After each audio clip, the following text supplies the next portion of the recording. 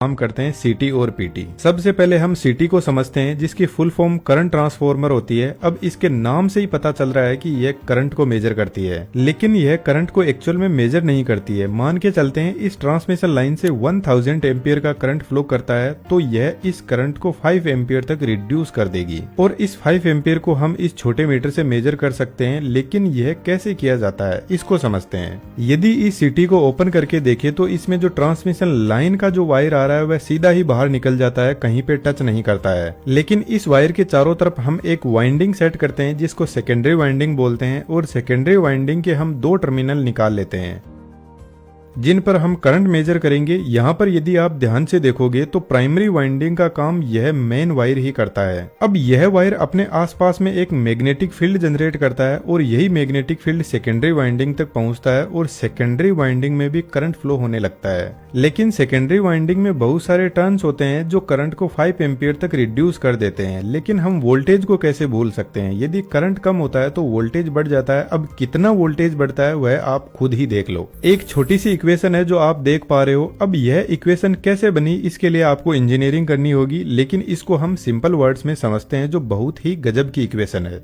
यहाँ n मतलब number of turns है। अब N1 मतलब प्राइमरी वाइंडिंग और N2 मतलब सेकेंडरी वाइंडिंग के टर्न। इसी तरीके से वोल्टेज और करंट भी प्राइमरी और सेकेंडरी वाइंडिंग के हैं।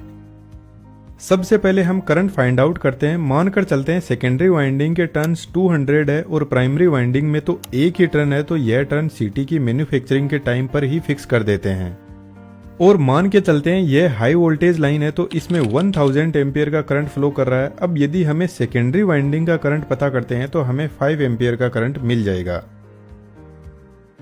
लेकिन अब वोल्टेज का भी पता करते हैं। प्राइमरी और सेकेंडरी वाइंडिंग में टर्न तो फिक्स है और मान के चलते हैं यह 400 केवी की लाइन है, तो प्राइमरी वाइंडिंग का वोल्टेज 400 किलोवोल्ट हो जाएगा और सेकेंडरी वाइंडिंग का अब वोल्टेज हम निकालते हैं तो हमें मिलता है 8 करोड़ वोल्टेज, जो हमारी पूरी तरीके से बैंड बजाने के लिए सफिशिएंट है। तो करंट ट्रांसफॉर्मर की यह एक सबसे बड़ी प्रॉब्लम है। तो इसे सोल्व करने के लिए हम क्या करते हैं, इसकी जो सेकेंडरी वाइंडिंग के जो 2 टर्मिनल है इसके ऊपर हम एक एमीटर लगाते हैं जो करंट को मेजर करता है। अब हम वोल्टेज निकालते हैं। 5 एम्पियर का करंट इस मीटर से फ्लो करेगा और इस मीटर का कुछ ना कुछ रेजिस्टेंस भी होगा। मान लेते हैं 1 ओम का रेजिस्टेंस है। अब ओम का नियम कहता है voltage is equal to current into resistance होता है। वोल्टेज हमें निकालना है, करंट 5 एम्पियर है, रेजिस्टेंस 1 ओम है, तो वोल्टेज हमें मिल जाएगा 5 वोल्ट।